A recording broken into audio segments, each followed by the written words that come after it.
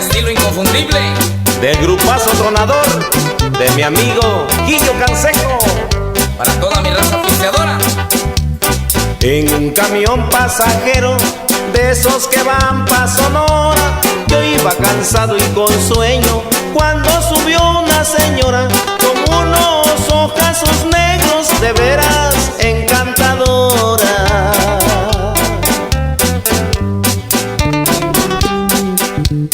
Casi llegando a Los Mochis, yo le vi buenos modales. Le pregunté de dónde era, me dijo que de Nogales, que iba para Magdalena a visitar a sus padres.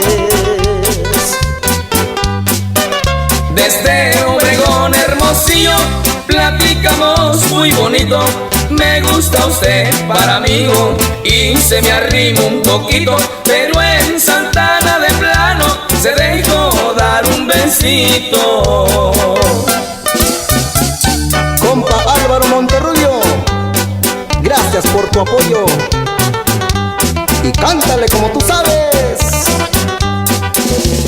Dame otro beso en la boca, pero que nadie nos vea. ¿Qué importa si aquí es Caborca, Agua Prieta o Cananea? Iba para Magdalena, ahora voy pa' donde sea. En Santana y Guatabampo siempre fui muy maltratada.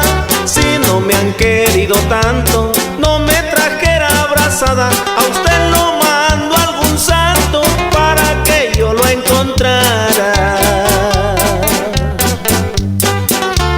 Guaymas y Puerto Peñasco, no crean que se me ha olvidado, es que durmió entre mis brazos. Esa es mi río Colorado, al cantarle a sus ojazos, le canto a su lindo estado.